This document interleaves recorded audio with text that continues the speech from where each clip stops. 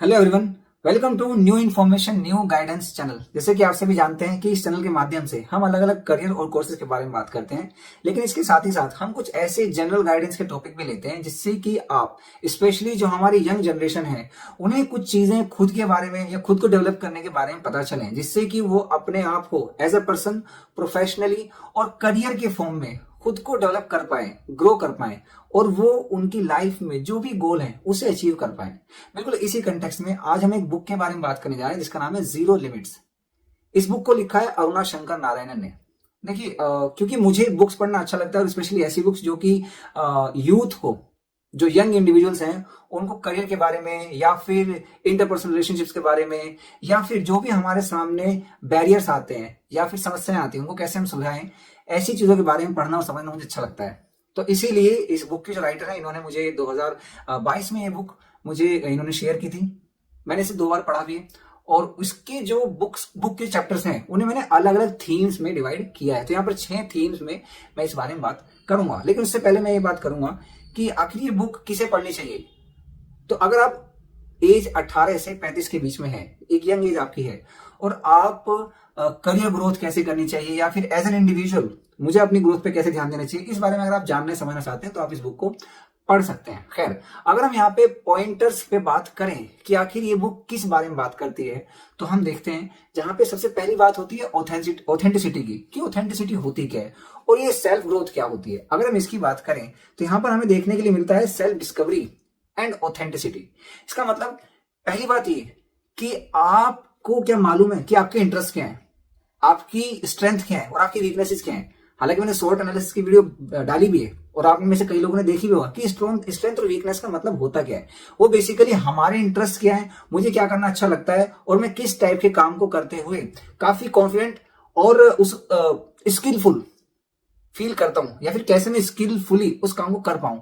इस तरीके की जानकारी हमारी सेल्फ डिस्कवरी को बढ़ाती है और जितना ज्यादा हमारी डिस्कवरी होगी उतना ज्यादा ऑथेंटिक और सही डिसीजन हम ले पाएंगे। ये बिल्कुल वैसे ही है, अगर कोई बच्चा जो 10th क्लास पास कर चुका है अभी इस पे कुछ ही दिन पहले और वो कहता है कि जी मुझे तो साइंस स्ट्रीम चाहिए, क्यों? क्योंकि जी मैंने तो ना 10th में बड़ा अच्छा मैंने पढ़ाई की थी, एसएसटी की और इंग्लिश की और हिंदी की, तो मेरे जो है ना स्कोर बहुत अच्छे आ गए, तो मुझे साइंस साइड दे दो। अब उससे पहले ये तो पूछना पड़ेगा कि भाई जो साइंस और मैथ्स के जो आपके सब्जेक्ट हैं उसमें आपका स्कोर कैसा रहा है, स्पेशली उसके कुछ जो कोर एरियाज हैं, क्या आपको वो चीज समझ में आती है? अगर हाँ तो बहुत अच्छी बात है, अगर नहीं और आप उसको थोड़ा बहुत एफर्ट मार के कर लोगे तो ले लो स्ट्रीम, या फिर सिर्फ बस किसी ने कह दिया और नंबर आ गए और ले लिया, ऐसा नहीं होता है। ठीक है, तो यहाँ पे काम आता है हमारी ऑथेंटिसिटी और हमारी सेल्फ डिस्कवरी। अगर हम थोड़ा सा आगे चलें तब यहाँ बात आती है educational choices and life long learning. हम एजुकेशनल चॉइसेस किस प्रकार से बनाते हैं, कब बनाते हैं? देखिए, अगर मैं एजुकेशनल चॉइसेस की बात कर रहा हूं तो बहुत सारे बच्चे आज भी मैं देख रहा हूं कि वो चॉइस इस बेस पे बनाते हैं, किसी भैया ने ऐसा बोल दिया कि वहां पे नौकरी मिल जाती है या किसी अंकल ने बोल दिया कि जी वहां तो बहुत कम कंपटीशन है तो आप वहां चले जाओ। नहीं, आप पहले ये देखो कि क्या आपने वो पढ़ाई की है, क्या आपको वो सारी चीजें समझ में आती है जो वहां पे चाहिए। दूसरा, ऐसा तो नहीं है कि भाई तुम उसकी लर्निंग कर ही ना पाओ और इट्स बेटर कि आप उस एरिया में ना जाकर के आप किसी दूसरे चीज में चले जाओ। वे एक बात ना करके मैं आपको प्रैक्टिकल बात करता हूं। जैसे कि मान लीजिए किसी बच्चे ने अभी कोई मान लीजिए उसने 10th पास किए और वो अब आगे की पढ़ाई करना चाह रहा है। अब अगर उसका पढ़ने में मन नहीं लग रहा तो क्यों 11वीं 12वीं में जाए, और उसको मन करता है कि भाई मैं कुछ ना ऐसी चीजें करूं जिससे कि मुझे जल्दी से अर्निंग भी मिल जाए। हमें नीड भी पता है, हमें उसके इंटरेस्ट का भी पता है, तो क्यों हम उसे बिना मतलब एक हायर एजुकेशन की तरफ भेजें, जबकि हम ऐसा कर सकते हैं कि हमसे वोकेशनल एजुकेशन, जिससे कि वो वोकेशनल एजुकेशन ले और जल्दी ही जॉब में जाकर के अपनी फैमिली को सपोर्ट कर पाए। यहाँ पे क्या आ रहा है, यहाँ पे आ रहा है हमारी एजुकेशन चॉइसेस। एग्जाम्पल कुछ और भी हो सकता है, मैं पहले ही बता रहा हूं, मैंने सिर्फ एग्जाम्पल एक समझाने के लिए बताया कि यहाँ पे हम एजुकेशन चॉइसेस का मतलब क्या करें। और लाइफ लॉन्ग लर्निंग का मतलब क्या है कि मैं जो भी चॉइस बना रहा हूं उससे आगे जाकर के मुझे क्या लर्न होगा। ठीक है, क्या वो मुझे आगे और ज्यादा हायर एजुकेशन की तरफ लेकर के जाएगा या फिर जो मेरे स्किलफुल में वर्क कर रहा हूं उसमें मेरे को हेल्प करेगा। इसकी बात यहां पर आती है। फिर हम बात करते हैं career planning and professional growth. Career planning, मान लीजिए कि कोई बच्चा सीए बनना चाहता है 12th के बाद। ठीक है, बच्चे मुझसे पूछते हैं कि जी हम सीए बनना चाहते हैं। ठीक है, बहुत अच्छी बात है, लेकिन सीए का जो मैं पेपर दे रहा हूं उसके साथ में और क्या क्या करूं? क्या मैं डिस्टेंस से अपनी एजुकेशन को कंटिन्यू करता रहूं या फिर मैं बिना कोचिंग के सेल्फ स्टडी ही करूं? तो ये तो हो गई हमारी वही कि मुझे करियर में करना क्या है और उसके लिए मेरे पास क्या क्या ऑप्शन है, तो होगी एक बात।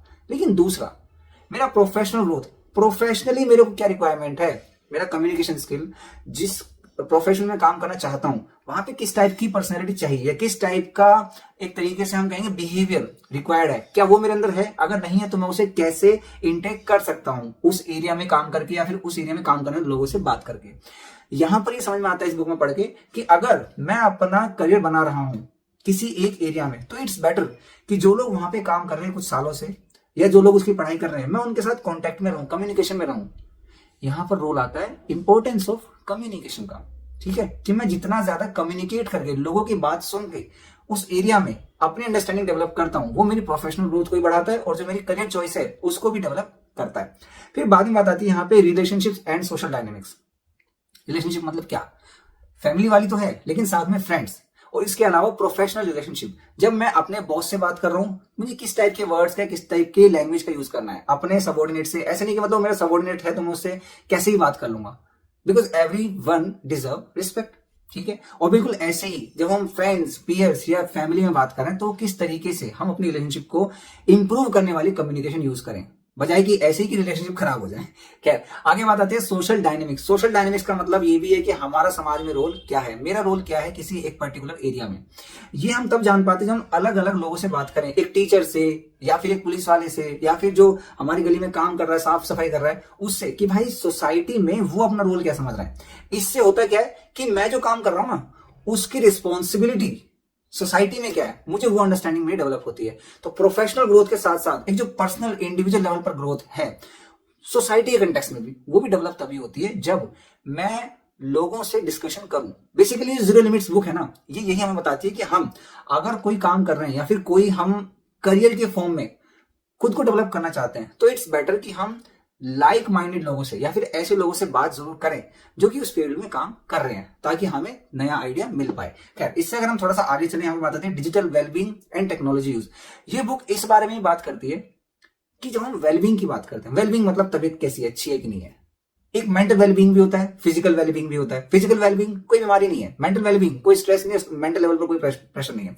बिल्कुल वैसे ही जब मैं डिजिटली अपने आप को इन्वॉल्व कर रहा हूं, फेसबुक, इंस्टाग्राम, ट्विटर, जो भी डिजिटल प्लेटफॉर्म है वहां पे, तो क्या मैं अच्छे तरीके से चीजों को यूज कर रहा हूं? कुछ ऐसा तो नहीं है कि मेरे साथ कोई प्रॉब्लम हो रही है, कोई मुझे कमेंट कर रहा है या फिर गलत भाषा का प्रयोग कर रहा है, या फिर मैं कुछ ऐसा कर रहा हूं। इसके अलावा कोई मुझे फोन करके ये तो नहीं कर रहा, हाँ जी आपके फोन पे ओटीपी आया है, या इस टाइप का कोई फ्रॉड हो रहा है। तो ये बात है डिजिटल वेलबींग के बारे में, और टेक्नोलॉजी हम किस तरीके से यूज करें इफेक्टिवली और रिस्पॉन्सिबली, इस बारे में भी ये बुक बात करती है। तो अगर आपको इन अलग अलग एरियाज में खुद को डेवलप करना है या फिर खुद की एक तरीके से अंडरस्टैंडिंग को देखना है, तो आप इस बुक को पढ़ सकते हैं। अंत में जो एक लास्ट हेडिंग है यहां पर, वो बचती है mental health and self care.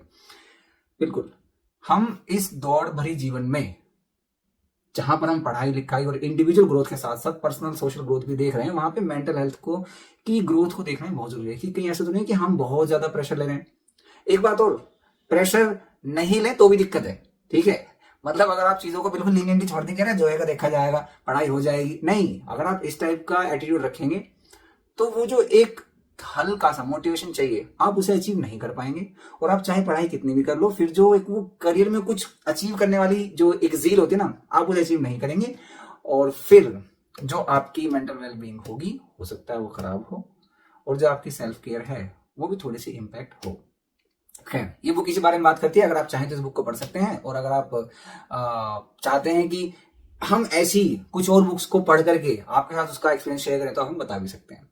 खैर, इस वीडियो में इतना ही। थैंक यू सो मच, आप अपना ध्यान रखिए, गुड बाय।